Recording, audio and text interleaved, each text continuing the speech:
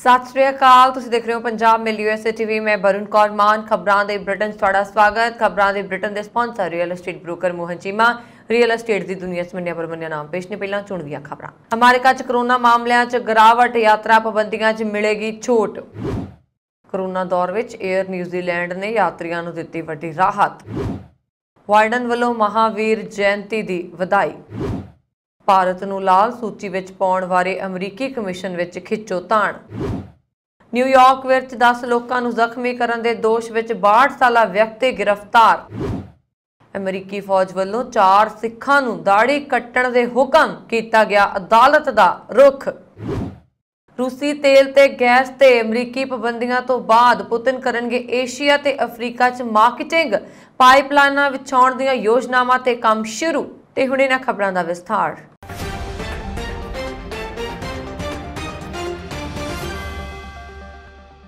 अमेरिकी सरकार ने कोरोना इन्फैक्शन के मामलों में आई गिरावट को देखते हुए अगले हफ्ते तो यात्रा संबंधी पाबंदियों में ढिल देने का फैसला लिया है। अमेरिका के विदेश विभाग ने एक मीडिया नोट में जानकारी दी। इस विच कहा गया है कि US centre for disease control and prevention ने कोविड-19 के हेठले पद्धर को दर्शाते हुए अपनी कोविड यात्रा की सिफारिश में सोध की है। हालांकि जेकर CDC किसी देश की यात्रा लिए जोखम के पद्धर को लैवल 4 तक वधा दिंदी है तो स्टेट डिपार्टमेंट को भी यात्रा सलाहकार को लैवल 4 ते ले जाना होएगा, जाने कि कोरोना कारण यात्रा ते पाबंदी। स्टेट डिपार्टमेंट ने कहा कि अगले हफ्ते तो लैवल 4 के ट्रैवल एडवाइजरी च करीब 10% की कमी की जाएगी। इस विच ना केवल कोविड-19 सगों सफर दौरान सेहत संबंधी होर खतरियां का भी ध्यान रखा जाएगा। सानू यकीन है कि यह नवा अपडेट अमरीकी नागरिकों को अंतरराष्ट्रीय यात्रा की सुरक्षा बारे बेहतर फैसले लैण विच मदद करेगा। जिवें कि कोविड-19 स्थिति में सुधार होया है पर अजे भी पूरी तरह खत्म नहीं होया। विदेश विभाग यात्रियों को अंतरराष्ट्रीय यात्रा करने तो पहला कोरोना वायरस स्थिति ते विचार करने की सलाह दिंदा रहा है। एयर न्यूजीलैंड ने यात्रियों को वड्डी राहत दी है। एयर न्यूजीलैंड ने अपनी घरेलू और अंतरराष्ट्रीय उड़ाणों लिए कोविड-19 टीकाकरण और कोरोना लिए नकारात्मक टैसट रिपोर्ट की लोड़ को खत्म कर दिता है। एयर न्यूजीलैंड के मुख्य कार्यकारी अधिकारी ग्रेग फॉरन ने कहा कि जिवें कि न्यूजीलैंड में ओमिक्रॉन के केसां च कमी आई है और देश में कोरोना वायरस के नियम में ढिल दी गई है, असीं ग्राहकों लिए अपनी कुछ घरेलू और अंतरराष्ट्रीय उड़ाणों में ढिल दे रहे हाँ। फॉरन ने कहा कि वीरवार तो यात्रियों को न्यूजीलैंड के आले दुआले उड़ान भरन लई टीके जां कोरोना की नकारात्मक जांच रिपोर्ट दिखाउण की लोड़ नहीं होएगी। 1 मई तो एयर न्यूजीलैंड अंतरराष्ट्रीय उड़ाणों लिए नो जॉब नो फ्लाई नीति भी खत्म कर देगा। उन्होंने कहा कि घरेलू और अंतरराष्ट्रीय उड़ाणों ते मास्क पाना अजे भी जरूरी होएगा। महत्वपूर्ण गल यह है कि एयर न्यूजीलैंड शुक्रवार तो अपनी खाण पीण की सेवा मुड़ शुरू करेगी। अमेरिका के राष्ट्रपति जो बाइडन ने महावीर जयंती मौके लोगों को बधाई दी है। प्रथम महिला जिल बाइडन और खुद राष्ट्रपति ने ट्विटर से जारी किए बधाई संदेश में कहा, यह शांति, खुशी और सारिਆਂ ਲਈ सफलता ਲਈ यतनशील होने का दिन है। बाइडन ने लिखा, असीं सारे महावीर स्वामी दीआं कदरां कीमतां की पालना करते हाँ। भारत के विदेश मंत्री S जयशंकर और उन्होंने अमरीकी हमरुतबा एंटनी ब्लिंकन दरमियान एक दूजे के मुल्कों में मनुखी अधिकार की स्थिति बारे हुई बहस के नाल ही कौमांतरी धार्मिक आज़ादी बारे अमरीकी कमिशन के गलियारिਆਂ विच चल रही जंग होर तीव्र हो गई है, क्योंकि कमिशन ने एक रिपोर्ट तैयार की है जो अमरीकी विदेश विभाग में 25 अप्रैल को जमा करेगा। पिछले 2 सालों तो USCIRF चाहता सी कि अमरीका का विदेश विभाग भारत को खास चिंताजनक स्थिति वाले देश वजों विचारे। इस नाल भारत मनुखी अधिकारों की गंभीर उलंघना करने वाले चीन, पाकिस्तान ते सऊदी अरब वर्गे देशों वाले वर्ग भी शामिल हो जाएगा। दोवें वार अमरीका के 2 ਵੱਖ-ਵੱਖ प्रशासनों ने कमिशन दीआं सिफारिशों को खारिज करते हुए भारत को लाल सूची विचों बाहर रखा सी।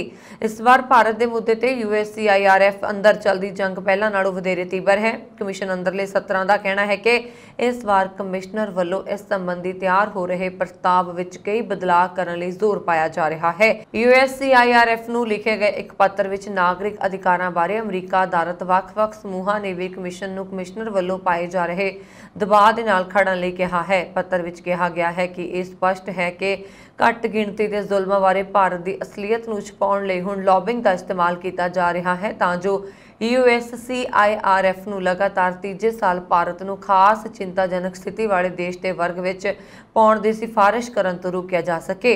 ਪੱਤਰ ਵਿੱਚ ਇਹ ਵੀ ਕਿਹਾ ਗਿਆ ਹੈ, ਸਾਨੂੰ ਇਹ ਵੀ ਪਤਾ ਲੱਗਿਆ ਹੈ ਕਿ ਅਜਿਹੀਆਂ ਕੋਸ਼ਿਸ਼ਾਂ ਵਿੱਚ USCIRF ਦੇ ਕਮਿਸ਼ਨਰ ਅਤੇ ਅਧਿਕਾਰੀਆਂ ਨੂੰ ਪ੍ਰਧਾਨ ਮੰਤਰੀ ਨਰਿੰਦਰ ਮੋਦੀ ਦਾ ਜ਼ਿਕਰ ਨਾ ਕਰਨ ਸੰਬੰਧੀ ਪ੍ਰਭਾਵਿਤ ਕਰਨਾ ਵੀ ਸ਼ਾਮਲ ਹੈ। ਬੁੱਧਵਾਰ ਨੂੰ ਜੈਸ਼ੰਕਰ ਨੇ ਬਲਿੰਕਨ ਦੀ ਇੱਕ ਦਿਨ ਪਹਿਲਾਂ ਦੀ ਟਿੱਪਣੀ ਦਾ ਖੰਡਨ ਕਰਨ ਲਈ ਵਾਸ਼ਿੰਗਟਨ ਵਿੱਚ ਇੱਕ ਪ੍ਰੈਸ ਕਾਨਫਰੰਸ ਵੀ ਕੀਤੀ ਸੀ। ਰਾਸ਼ਟਰਵਾਦੀ ਕਾਂਗਰਸ ਪਾਰਟੀ ਨੇ ਇਸ ਸੰਬੰਧੀ ਸਰਕਾਰ ਦੀ ਇਹ ਕਹਿ ਕੇ ਆਲੋਚਨਾ ਕੀਤੀ ਸੀ ਕਿ ਬਲਿੰਕਨ ਦੀ ਟਿੱਪਣੀ ਦਾ ਮੌਕੇ ਤੇ ਹੀ ਖੰਡਨ ਕਿਉਂ ਨਹੀਂ ਕੀਤਾ ਗਿਆ। ਜੈਸ਼ੰਕਰ ਦਾ ਕਹਿਣਾ ਸੀ ਕਿ ਭਾਰਤ ਅਮਰੀਕਾ ਵਿਚਾਲੇ ਹੋਈ 2+2 ਮੰਤਰੀ ਪੱਧਰ ਦੀ ਗੱਲਬਾਤ ਦੌਰਾਨ ਮਨੁੱਖੀ ਅਧਿਕਾਰ ਚਰਚਾ ਦਾ ਵਿਸ਼ਾ ਨਹੀਂ ਸੀ। ਉਹਨਾਂ ਨੇ ਕਿਹਾ, ਜੇਕਰ ਲੋਕਾਂ ਨੂੰ ਭਾਰਤ ਬਾਰੇ ਆਪਣੇ ਵਿਚਾਰ ਪੇਸ਼ ਕਰਨ ਦਾ ਅਧਿਕਾਰ ਹੈ ਤਾਂ ਅਸੀਂ ਵੀ ਅਮਰੀਕਾ ਸਣੇ ਹੋਰ ਥਾਵਾਂ ਤੇ ਲੋਕਾਂ ਦੇ ਮਨੁੱਖੀ ਅਧਿਕਾਰਾਂ ਦੀ ਸਥਿਤੀ ਬਾਰੇ ਆਪਣੇ ਵਿਚਾਰ ਰੱਖਦੇ ਹਾਂ। ਜ਼ਿਕਰਯੋਗ ਹੈ ਕਿ ਇੱਕ ਦਿਨ ਪਹਿਲਾਂ ਬਲਿੰਕਨ ਨੇ ਕਿਹਾ ਸੀ ਕਿ ਭਾਰਤ ਵਿੱਚ ਹੋ ਰਹੀਆਂ ਕੁਝ ਚਿੰਤਾਜਨਕ ਘਟਨਾਵਾਂ ਤੇ ਅਮਰੀਕਾ ਨਜ਼ਰ ਰੱਖ ਰਿਹਾ ਹੈ। ਇਨ੍ਹਾਂ ਘਟਨਾਵਾਂ ਵਿੱਚ ਕੁਝ ਸਰਕਾਰਾਂ, ਪੁਲਿਸ ਤੇ ਜੇਲ੍ਹ ਅਧਿਕਾਰੀਆਂ ਵੱਲੋਂ ਮਨੁੱਖੀ ਅਧਿਕਾਰਾਂ ਦੀ ਉਲੰਘਣਾ ਕੀਤੇ ਜਾਣ ਸੰਬੰਧੀ ਘਟਨਾਵਾਂ 'ਚ ਹੋ ਰਿਹਾ ਵਾਧਾ ਵੀ ਸ਼ਾਮਲ ਹੈ।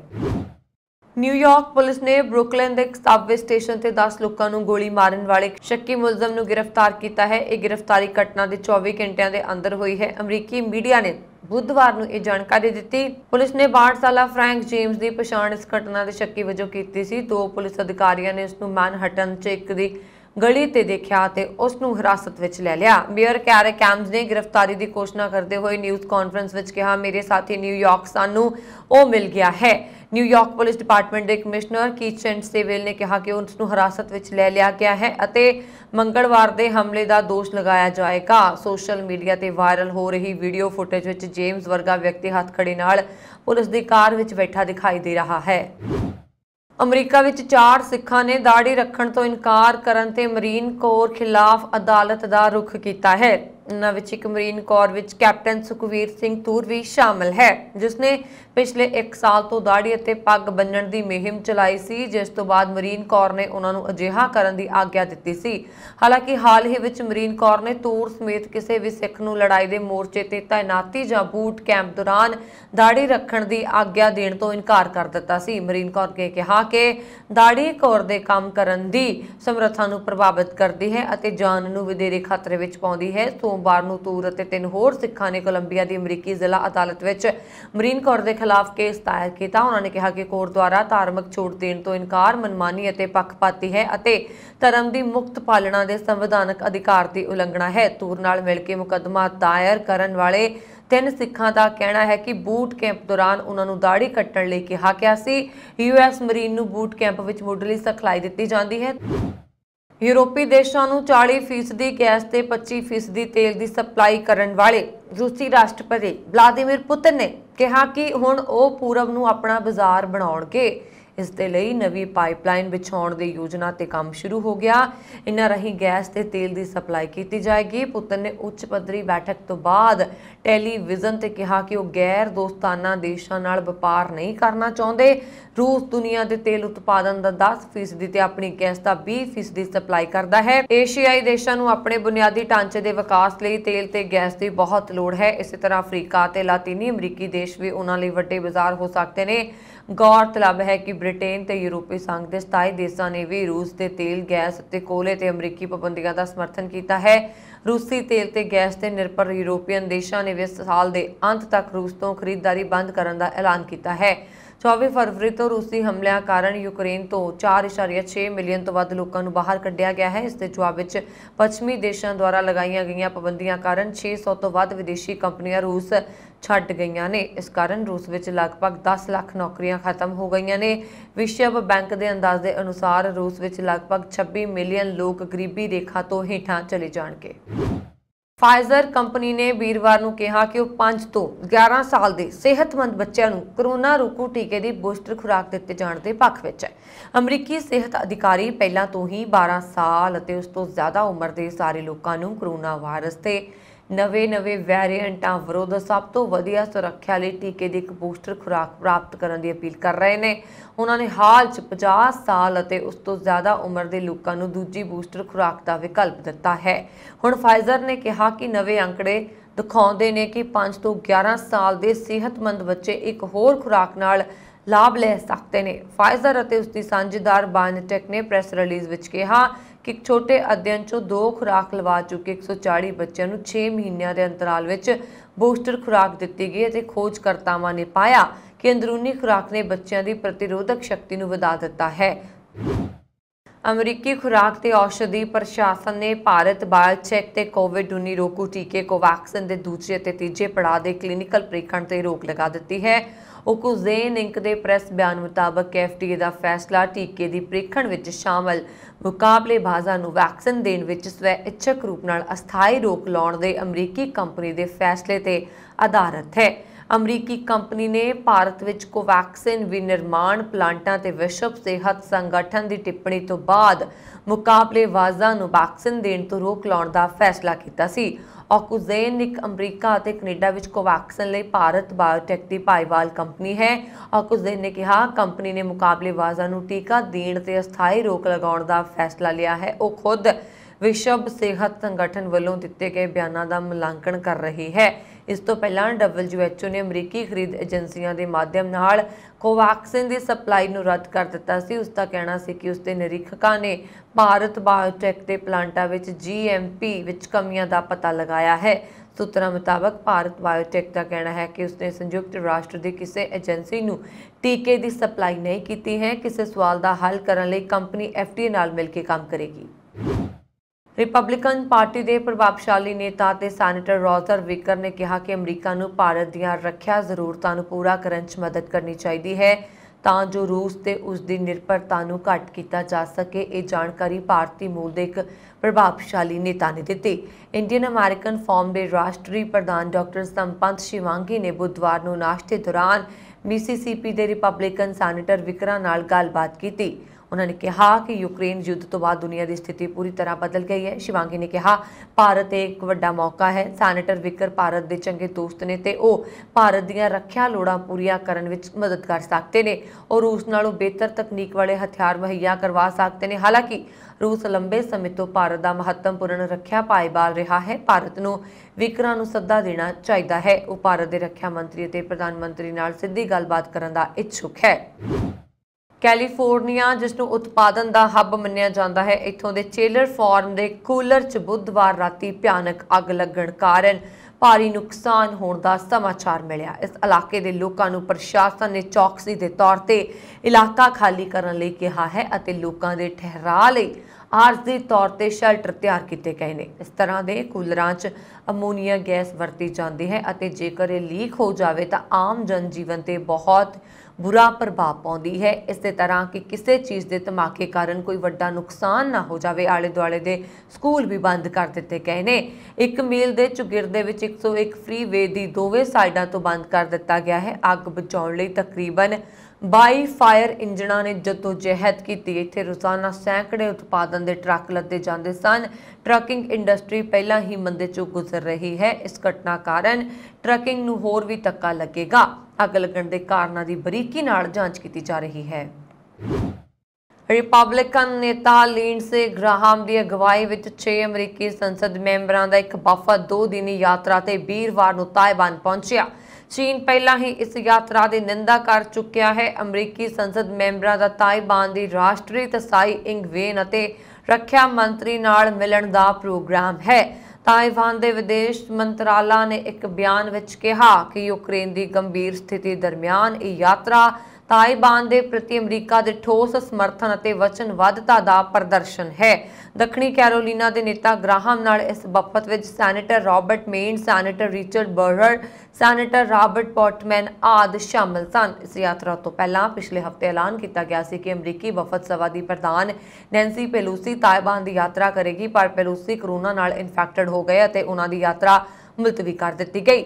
ਬੀਜਿੰਗ ਵਿੱਚ ਚੀਨ ਦੇ ਵਿਦੇਸ਼ ਮੰਤਰਾਲਾ ਦੇ ਬੁਲਾਰੇ ਚਾਓ ਲਿਜਾਨ ਨੇ ਵੀਰਵਾਰ ਨੂੰ ਇਹ ਕਹਿੰਦੇ ਹੋਏ ਯਾਤਰਾ ਦੀ ਨਿੰਦਾ ਕੀਤੀ ਹੈ ਕਿ ਚੀਨ ਅਮਰੀਕਾ ਅਤੇ ਤਾਇਵਾਨ ਦਰਮਿਆਨ ਕਿਸੇ ਵੀ ਤਰ੍ਹਾਂ ਦੇ ਅਧਿਕਾਰਤ ਆਦਾਨ ਪ੍ਰਦਾਨ ਵਿਰੁੱਧ ਹੈ।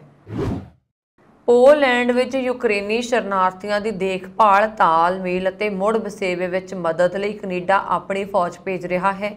ਕੈਨੇਡੀਅਨ ਰੱਖਿਆ ਮੰਤਰੀ ਅਨੀਤਾ ਆਨੰਦ ਨੇ ਐਲਾਨ ਕੀਤਾ ਕਿ ਵੀਰਵਾਰ ਨੂੰ ਪੋਲੈਂਡ ਵਿੱਚ 150 ਫੌਜੀ ਤਾਇਨਾਤ ਕੀਤੇ ਜਾਣਗੇ। 24 ਫਰਵਰੀ ਨੂੰ ਯੂਕਰੇਨ ਤੇ ਰੂਸ ਦੇ ਹਮਲੇ ਤੋਂ ਬਾਅਦ 26 ਲੱਖ ਤੋਂ ਵੱਧ ਯੂਕਰੇਨੀ पोलैंड विच शरण लै चुके हैं, जबकि 20 लाख तो वध होर गुआढ़ी देशों विच शरण लै चुके हैं। आनंद ने कहा कि ज़्यादातर सैनिकों को यूक्रेनी शरणार्थियों की देखभाल और रजिस्ट्रेशन विच मदद करने लई पोलैंड विच रिसैप्शन केंद्रां विच तैनात किया जाएगा। अंतरराष्ट्रीय मानवतावादी सहायता यत्नां दे तालमेल विच मदद लई एक समूह भी भेजा जा रहा है। संयुक्त राष्ट्र के विश्व खुराक प्रोग्राम के मुखी डेविड बीसले ने कहा कि रूसी फौजां नाल घिरे बंदरगाह शहर मारियोपोल विच यूक्रेन विच लोग भुख नाल मर रहे ने। आने वाले हफ्तिਆਂ विच हमला होर तेज हो सकता है। कीव विच एसोसीएटेड प्रैस नाल एक इंटरव्यू विच बीसल ने कहा कि यूक्रेन ते रूस का हमला इस दीआं सरहदां नूं अस्थिर कर सकता है ते बेहतर जीवन की भाल विच दूजे देशों विच जाण वाले प्रवासियों की गिणती विच वाधा कर सकता है। दक्षिणी अफ्रीका के डरबन शहर और पूर्वी क्वाज़ुलू नाताल सूबे विच मौले धारमी और हड़੍ਹ की लपेट में आके मरण वालों की संख्या बढ़ के 341 पहुँच गई है।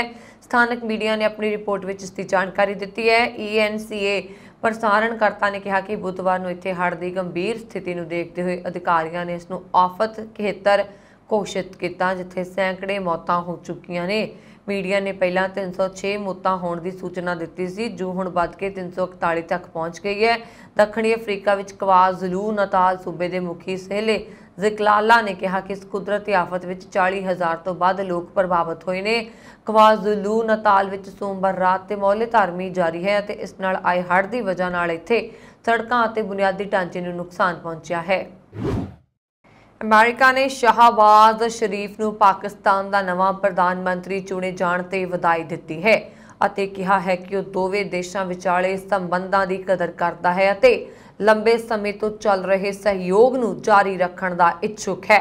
वाशिंगटन के इस बयान नूं पाकिस्तान के नवे शासन नाल संबंध सुधारन की कोशिश वजों देखा जा रहा है। अफगानिस्तान विच तालिबान ते पाकिस्तान नूं हथियार सप्लाई करने के दोष लग रहे हैं। हथियार का बाजार वध फुल रहा है ते जिन्हां हथियारां की तस्करी की जा रही है उन्हां दा इस्तेमाल भारत खिलाफ सरहद पार झड़पां विच कीता जा सकता है। हालांकि तालिबान लगातार इस गल ते जोर दिंदा आया है कि वह एक बेहतर तालिबान है ते हथियार अतवादियों के हत्थां तक ना पहुंचण इस दे लई जरूरी कदम चुक रहा है। दरअसल अगस्त 2001 विच अफगानिस्तान तो जाने तो बाद अमेरिका ने बहुत सारे हथियार उत्थे छुट दिते सन। काबुल ते कब्जा करन मगरों अमरीका के हथियार तालिबान के हाथ लग गए। रिपोर्टां मुताबक अफगान डीलर तालिबान के लड़ाकियां तो यह हथियार खरीद के पाकिस्तान अफगान सरहद ते खुलेआम इन्हां नूं वेच रहे हैं। अफगानिस्तान तो पाकिस्तान विच फल ते सब्जियां ले जाण वाले ट्रकों विच इन्हां हथियारां की तस्करी की जाती है। पाकिस्तान के रस्ते ही अफगानिस्तान तो ड्रग्स भी इंटरनेशनल मार्केट तक पहुँचाए जाते हैं। पाकिस्तान ते अफगानिस्तान की लगभग 2400 किलोमीटर की सरहद मिलती है, जिथों ड्रग्स नूं खैबर पख्तूनख्वा पहुँचाया जाता है। इत्थों ड्रग्स लाहौर के फैसलाबाद ले जाई जाती है। उस तो बाद इन्हां दीआं वड्डियां खेपां कराची के रस्ते साउथ एशिया की मार्केट में पहुँचदियां ने। इस तरह हुण तक दी खबरां मैनूं वरुण कौर मानू दिया गया। होर खबरां दे लई साडा YouTube चैनल पंजाब मिली वैसे TV जरूर सबसक्राइब करो। सत श्री अकाल।